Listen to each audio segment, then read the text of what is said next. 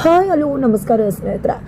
ಮನೆಯಿಂದ ಹೋದಂಥ ನಂದಿನಿಯನ್ನು ಹುಡುಕ್ತಿರೋ ವೀರು ಮತ್ತು ವಿಜಯಾಂಬಿಕಾ ಕೊನೆಗೂ ಅವರ ಕೈಗೆ ಸಿಕ್ಕಿದ್ರ ನಂದಿನಿ ಏನಾಯಿತು, ಏನು ಕಥೆ, ಇದು ಎಲ್ಲವನ್ನ ಕೂಡ ತಿಳ್ಕೋಬೇಕು ಅಂದರೆ ಈಗಲೇ ನಮ್ಮ ಚಾನಲ್ನ ಸಬ್ಸ್ಕ್ರೈಬ್ ಮಾಡಿ ಹಾಗೆ ಈ ಒಂದು ವಿಡಿಯೋವನ್ನು ಪೂರ್ತಿಯಾಗಿ ನೋಡೋದನ್ನು ಯಾವುದೇ ಕಾರಣಕ್ಕೂ ಕೂಡ ಮರಿಬೇಡಿ. ಇಲ್ಲಿ ಶ್ರಾವಣಿ ನಚ್ಚಕ್ಕೂ ಅಮ್ಮನ ಪ್ರೀತಿಯನ್ನು ಪಡಿಬೇಕು ಅನ್ನುವ ಆಸೆಯಲ್ಲಿದ್ದು ಪ್ರತಿ ಕ್ಷಣ ಅಮ್ಮನ ಮಡಿಲ್ಬೇಕು ಅಂತಾನೆ ಕೇಳ್ತಿದ್ಲು. ಸುಬ್ಬು ಏನು ಬೇಕು ಅಂತ ಕೇಳಿದಾಗ ಆಕೆ ಹೇಳ್ತಿದ್ದು ಒಂದೇ, ಅಮ್ಮನ ಮಡಿಲು ಅಂತ. ಇತ್ತ ಕಡೆ ನಂದಿನಿ ಅಮ್ಮನ ನಿಜ ಮುಖ ಏನು ಅನ್ನೋದು ವಿಜಯಾಂಬಿಕೆ ಗೊತ್ತಾಗತ್ತೆ. ವಿಜಯಾಂಬಿಕಾ ಊಹಿಸಲಾಗದ ಒಂದು ಸತ್ಯ ವಿಜಯಾಂಬಿಕಾ ಮುಂದೆ ತೆರೆದುಕೊಡುತ್ತಾ.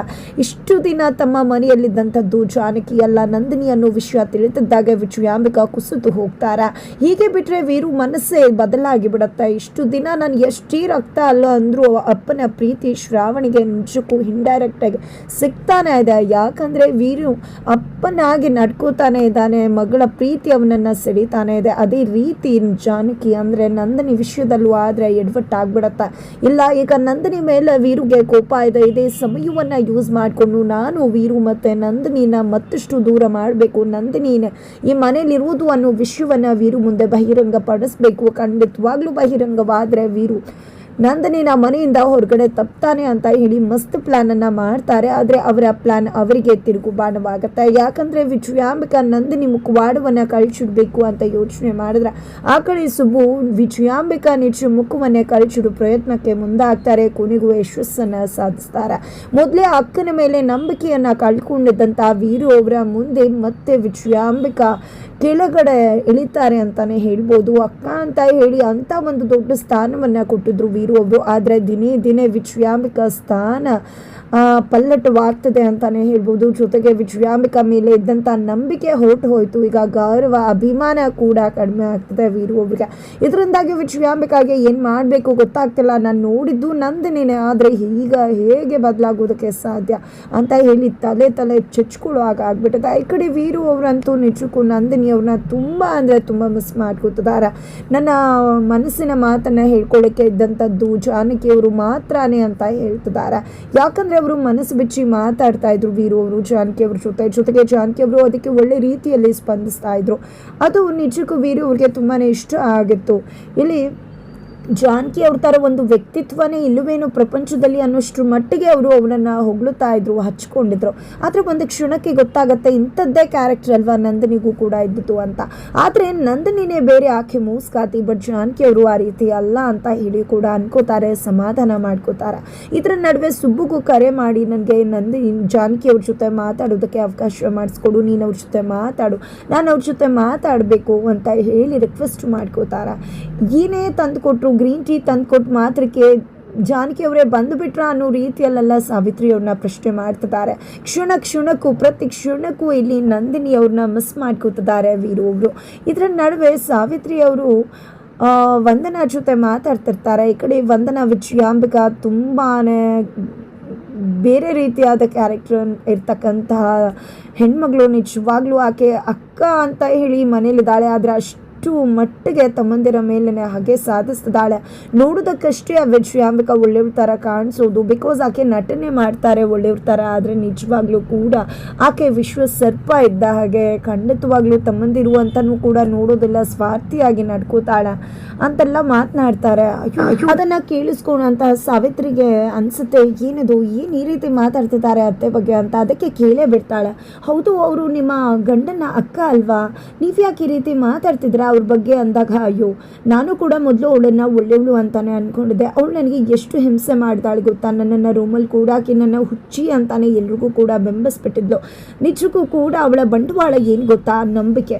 ಎಲ್ಲರ ನಂಬಿಕೆ ಗಳಿಸ್ಕೊಂಡು ಅವರ ನಂಬಿಕೆ ಜೊತೆನೆ ಆಟ ಆಡೋದು ಆಕೆಯ ಬಂಡವಾಳ ಆಗ್ಬಿಟ್ಟಿದೆ. ಯಾವುದೇ ಕಾರಣಕ್ಕೂ ಕೂಡ ಅವಳನ್ನು ನಂಬಾರ್ದು ಅಂತ ಹೇಳ್ತಾರೆ.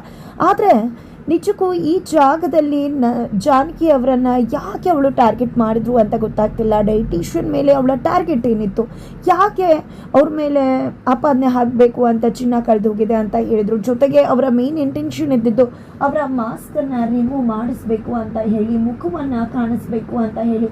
ಯಾಕೆ ಅವರ ಮುಖವನ್ನು ತೆಗೆಸೋ ಆಲೋಚನೆಗೆ ವಿಜಯಾಂಬಿಕಾ ಮುಂದಾದ್ಲು ಅಂತಾನೆ ಗೊತ್ತಾಗ್ತಿಲ್ಲ ಅಂತ ಹೇಳಿ ವಂದನಾ ಹೇಳಿದಾಗ ಇದಕ್ಕೆಲ್ಲ ಉತ್ತರ ಸುಬ್ಬು ಅವರೇ ಕೊಡಬೇಕು ಅಂತ ಸಾವಿತ್ರಿ ಹೇಳ್ತಾಳೆ. ಕೇಳ್ತಾಳೆ ಸುಬು ಹೇಗೆ ಅಂತ ವಂದನ ಅವರು ಕೇಳಿದ್ದಕ್ಕೆ ಸುಬು ಅವರೇ ಅಲ್ವಾ ಅವರನ್ನು ಕರ್ಕೊಂಡು ಬಂದಿದ್ದು, ಅಂದಮೇಲೆ ಅವ್ರಿಗೆ ಗೊತ್ತಿರುತ್ತೆ ಅಂದಾಗ ಹಾಗಿದ್ರೆ ಬರಲಿ ಕೆಲಸಕ್ಕೆ, ಆಗ ನಾನು ಅವನ್ನೇ ಪ್ರಶ್ನೆ ಮಾಡ್ತೀನಿ ಅಂತ ವಂದನ ವೆಯ್ಟ್ ಮಾಡ್ತಿದ್ದಾರೆ.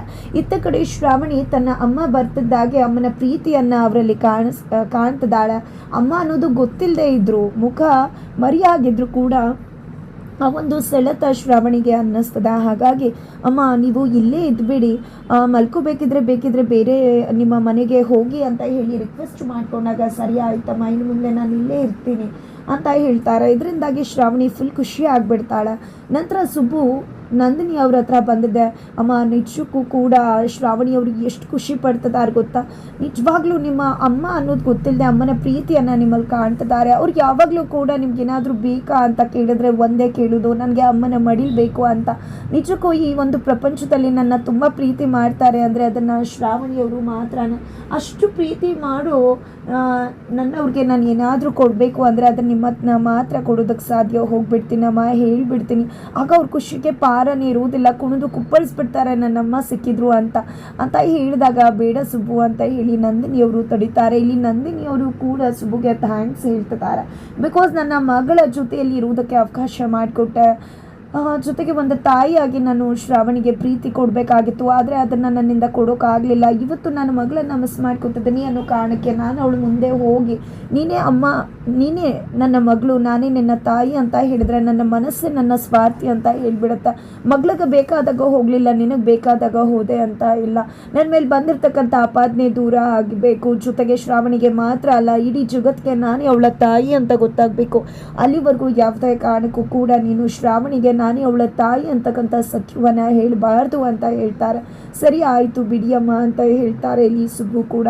ನಂತರ ಇಲ್ಲಿ ಶ್ರಾವಣಿಗೆ ನಂದಿನಿ ಅಮ್ಮ ಎಣ್ಣೆ ಹಚ್ತಿರ್ತಾರೆ. ಅದನ್ನು ಸುಬ್ಬು ಮತ್ತು ಪದ್ದು ಇಬ್ಬರು ನೋಡಿ ತುಂಬಾ ಖುಷಿ ಪಡ್ತಿರ್ತಾರೆ. ಅದರ ನಡುವೆ ಶ್ರಾವಣಿ ಒಂದು ಮಾತು ಹೇಳ್ತಾಳೆ, ಈ ಮನೆಯಲ್ಲಿ ನನಗೆ ಅತ್ತೆ ಅಕ್ಕ ಎಲ್ಲರೂ ಕೂಡ ಎಣ್ಣೆ ಹಾಕ್ಕೊಟ್ಟಿದ್ದಾರೆ, ಆದರೂ ಕೂಡ ಯಾವತ್ತೂ ಈ ಫೀಲ್ ಆಗಿರಲಿಲ್ಲ, ಆದರೆ ಇವತ್ತು ಬೇರೆದೇ ರೀತಿ ಫೀಲ್ ಅಂತ ಅನ್ನಿಸ್ತಾ ಇದೆ ಅಂತ ಹೇಳಿ ಅವರ ಕೈಗೆ ಮುತ್ತು ಕೊಟ್ಬಿಡ್ತಾರೆ. ಇದನ್ನು ನೋಡಿದಂಥ ಸುಬ್ಬು ಮತ್ತು ಪದವ್ರಿಗೆ ಎಷ್ಟು ಖುಷಿ ಆಗುತ್ತೋ ಅಮ್ಮ ನಂದಿನಿ ಅಮ್ಮಂಗೆ ತುಂಬ ಅಂದರೆ ತುಂಬ ಖುಷಿ ಆಗುತ್ತೆ. ಇದರ ನಡುವೆ ವಿಜಯಾಂಬಿಕಾ ನಂದಿನಿ ಎಲ್ಲಿ ಹೋದ್ಲು ಅನ್ನೋ ಹುಡುಕಾಟದಲ್ಲಿದ್ದಾರೆ. ಜೊತೆಗೆ ವೀರು ಒಬ್ಬರು ಕೂಡ ನಂದಿನಿಯನ್ನು ಹುಡುಕಿ ಶ್ರಾವಣಿ ಮನೆಗೆ ಬಂದಿರೋ ಸಾಧ್ಯತೆ ಇದೆ. ಇದರ ನಡುವೆ ವಿಜಯಾಂಬಿಕಾ ಕೂಡ ಶ್ರಾವಣಿ ಮನೆಯಲ್ಲಿ ನಂದಿನಿ ಇದ್ದಾರೆ ಅನ್ನೋ ವಿಷಯವನ್ನು ಪತ್ತೆ ಹಚ್ಚುತ್ತಿದ್ದಾರೆ. ಅದೇ ಮನೆಯಲ್ಲಿರ್ತಕ್ಕಂಥ ಕಾಂತ ಅವರು ವಿಡಿಯೋ ಕಾಲಿಂಗ್ ಮಾಡೋದ್ರ ಮುಖಾಂತರ ಆ ಮನೆಗೆ ಬಂದಿರತಕ್ಕಂತಹ ನಂದಿನಿಯಮ್ಮನ್ನ ತೋರಿಸಿದ್ದೆ ವಿಜಯಾಂಬಿಕಾ ಪತ್ತೆ ಹಚ್ಚೇ ಬಿಡ್ತಾರೆ ಅನ್ಸುತ್ತೆ. ಹಚ್ಚುದೇ ತಡ ಖಂಡಿತ ಅದೇ ಮನೆಯಲ್ಲಿ ನಂದಿನಿಯವರ ಕಥೆಯನ್ನು ಮುಗಿಸೋದಕ್ಕೆ ವಿಜಯಾಂಬಿಕಾ ಭಾರಿ ಸ್ಕೆಚ್ಚನ್ನೇ ಹಾಕ್ತಿದ್ದಾರೆ. ಹಾಗಿದ್ರೆ ಏನಾಗುತ್ತೆ ಮುಂದೆ ತಿಳ್ಕೊಬೇಕು ಅಂದರೆ ಮುಂದಿನ ವಿಡಿಯೋಗೆ ವೆಯ್ಟ್ ಮಾಡೋದನ್ನು ಮರಿಬೇಡಿ.